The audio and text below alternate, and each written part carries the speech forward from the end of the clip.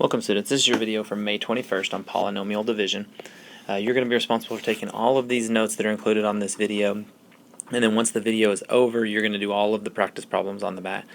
You must do both sides, all blanks filled in, all problems completed, and then turned in to your substitute before you leave class today. Alright, so this long division looks very similar to the long division that you did back in elementary and middle school. I'm going to work a couple examples for you here just to show you that it is the same concept. If you were given 96 divided by 3, the number you're dividing by goes on the outside, the number you're dividing goes on the inside. So it looks like this. When we work these problems, we look at the first number here, and the first number here. 3 goes into 9 how many times? It goes into there 3 times. Then you multiply. 3 times 3 is 9. Draw your line, and it's subtraction. 9 minus 9 is 0. And then you bring down the 6. 3 goes into 6 2 times. 2 times 3 is 6, and that makes 0. Okay? And so 96 divided by 3 is equal to 32. We check our division work through multiplication, so we would take the answer we got, 32, and we would multiply that by what we divided by the 3. 3 times 2 is 6, 3 times 3 is 9, and so that checks out. Okay? This is what it looks like if there is not a remainder, which means it is a factor.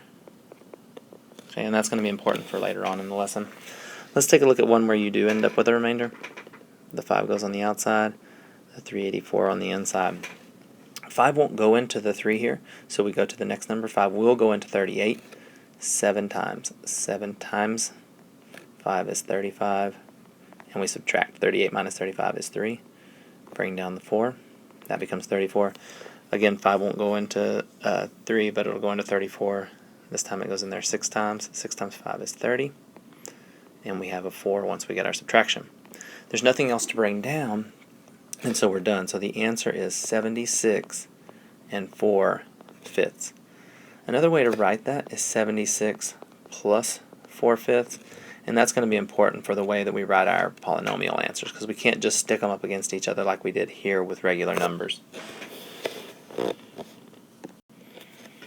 Alright, so this is polynomial by monomial, which means that you have one term over here, and so we're going to approach this the same way. The one thing we're dividing by goes on the outside, everything else goes on the inside, so 3m squared minus 6m plus 1. So 3m goes into 3m squared. To make a 3m turn into a 3m squared, we multiply by 1m. So that becomes 1 times 3 is 3, m times m is m squared. Subtract. 3m squared minus that is 0. So I bring down my next thing, 6m. 3m to make it into a negative 6. 3 to make it into a negative 6, we multiply by negative 2. Negative 2 times that is negative 6m.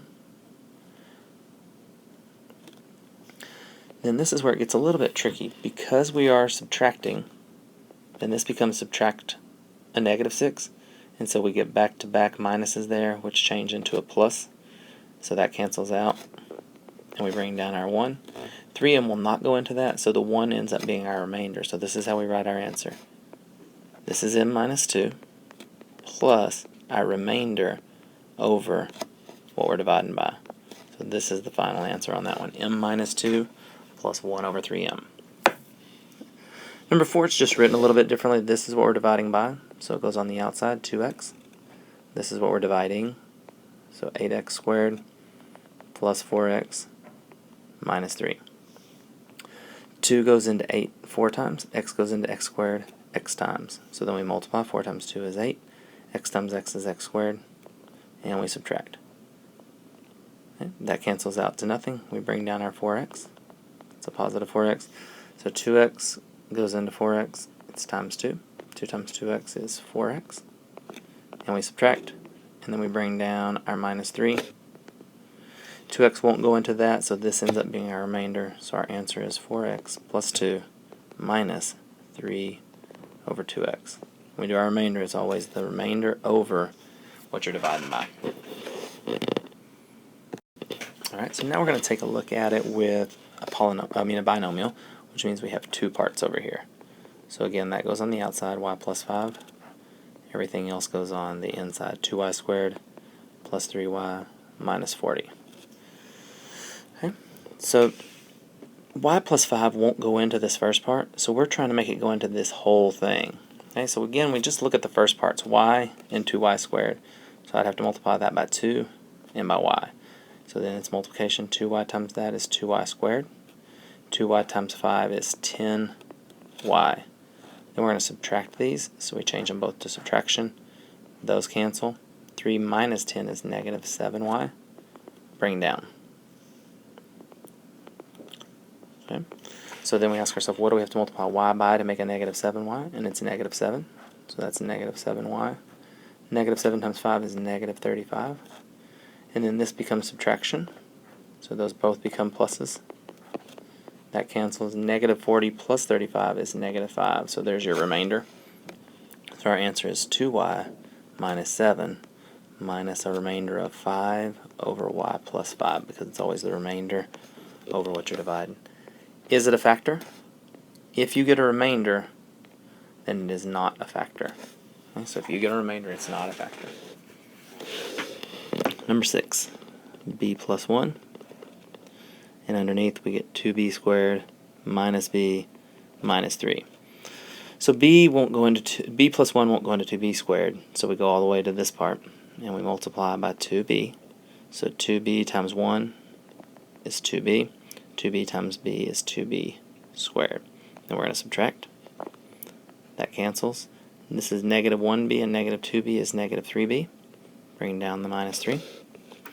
To get a b to turn into a negative 3b, we multiply by negative 3. So negative 3 times 1 is negative 3. Negative 3 times b is negative 3b. These both change. When we add the negative in there, they both change to positives. So that cancels, and there's no remainder. So the answer to this one is 2b minus 3 with no remainder. So when we say, is this a factor, it's yes, because it has no remainder.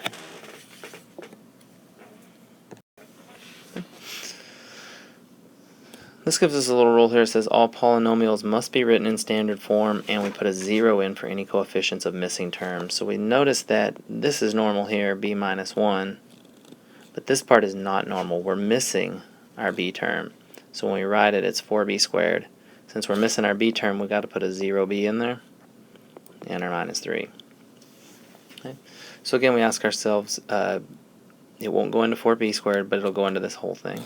So we multiply by 4b to make that happen. 4b times 1 is negative 4b. 4b times b is 4b squared. Then we're going to subtract. So that cancels. This negative becomes a positive, so that becomes positive 4b. Bring down my minus 3. What do I have to multiply b by to get 4b? I multiply by 4. So when I multiply this 4 times the negative 1, I get negative 4, and 4 times the b, I get 4b.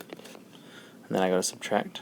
So here, those cancel. Here, these two negatives turn into a positive, and I get a positive 1 as a remainder. So this is 4b plus 4 with a remainder of 1 over b minus 1. So it says, it was b minus 1 a factor, and the answer is no.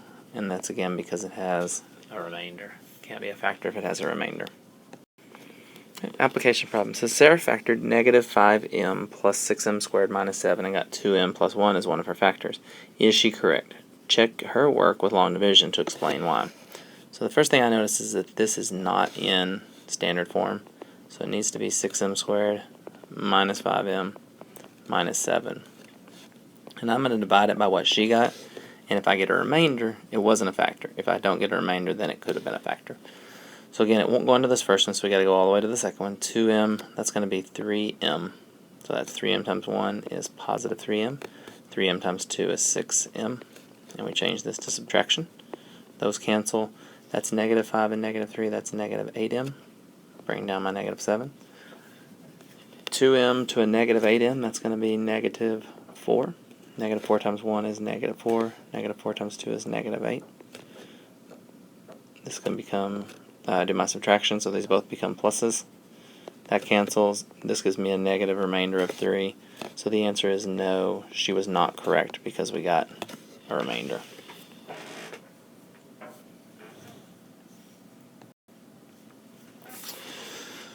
Alright, the width and area are given, so if anytime you're given the area and a width, you guys know the relationship between area is length times width. So when you're given the area and the width, all you do is divide to get that. And so all we're going to do is take 12b squared, we're going to add in our 0b in the middle, minus 3, and we're going to divide by the side we were given, which was 2b minus 1.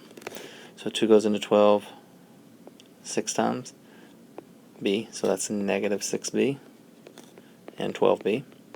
Then we change that to subtraction, so that becomes a plus. So we get 6b minus 3. 2b goes into 6b, that's times 3. So 3 times that's negative 3 and 6b. Then we change those to be the opposites, so that cancels, that becomes plus, and there is no remainder. So the answer is 6b plus 3.